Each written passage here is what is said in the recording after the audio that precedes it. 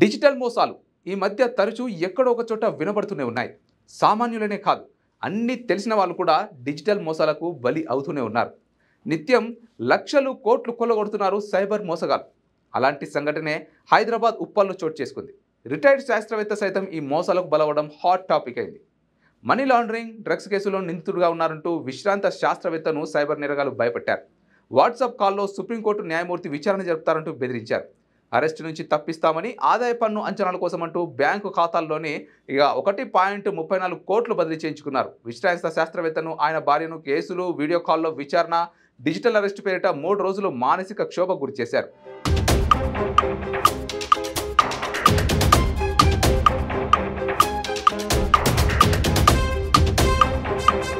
Arrest తప్పదంటూ బెదిరించి హైదరాబాద్లోని కేంద్ర పరిశోధన సంస్థల్లో ముఖ్య శాస్త్రవేత్తగా పనిచేసి పదవి విరమణ పొందిన ఒక వ్యక్తి ఉప్పల్లో నివాసం ఉంటున్నారు. మే 31న ఆయనకు కొత్త నంబర్ నుంచి కాల్ వచ్చింది. టెలికమ్యూనికేషన్ శాఖ తరఫున మాట్లాడుతున్నాను, బెంగళూరులోని అశోకనగర్ పోలీస్ స్టేషన్లో మీపై కేసు నమోదైంది అని అవతల వ్యక్తి చెప్పాడు. ఆ తర్వాత సందీప్ రావు అనే పోలీస్ అధికారి పేరుతో కాల్లోకి వచ్చిన నేరగాడు మీ ఆధార్ కార్డును సుధాకత్ అనే ఖాన్ అనే నేరగాడు దుర్వినియోగం చేశాడు. కంబోడియా, మయన్మార్, ఫిలిప్పీన్స్ దేశాలకు మానవ అక్రమ రవాణా చేస్తున్న కేసులో అతన్ని గతేడాది నవంబర్ 2న అరెస్ట్ చేశాం. ఆ కేసులో మీ పేరు అనుమానితుల జాబితాలో ఉంది అని చెప్పాడు. అనంతరం సిబిఐ అధికారి ఆకాష్ కులార్ పేట మరో సైబర్ నేరగాడు కాల్లోకి వచ్చాడు. మీపై త్వరలో అరెస్టు వారెంట్ జారీ కాబోతుందంటూ బెదిరించాడు. దీని నుంచి తప్పించుకోవాలంటే సుప్రీంకోర్టు రిజిస్ట్రార్కి బ్యాంకు ఖాతా లావాదేవీల వివరాలు పంపాలని, అనధికారిక లావాదేవీలు ఉంటే సుప్రీంకోర్టు అకౌంటెంట్ గుర్తిస్తారని చెప్పడంతో విశ్రాంత శాస్త్రవేత్త వివరాలు పంపించారు. అనంతరం సుప్రీంకోర్టు న్యాయమూర్తి ముందు వాంగ్మూలం ఇవ్వాల్సి ఉంటుందని, వీడియో కాన్ఫరెన్స్ విధానంలో విచారణ ఉంటుందని, ఆ సమయంలో తెల్ల చొక్కా ధరించాలని నేరగాడు చెప్పాడు. నేరగాళ్లు చెప్పిందంతా నిజమేనని నమ్మిన విశ్రాంత శాస్త్రవేత్త తన భార్యతో కలిసి వాట్సాప్ వీడియో కాల్కి హాజరయ్యారు. న్యాయమూర్తి దుస్తుల్లో వెనుక కోర్టు చిత్రాలతో వీడియో కాల్లో ప్రత్యక్షమైన నిందితుడు కొన్ని పత్రాలు చూపించాడు.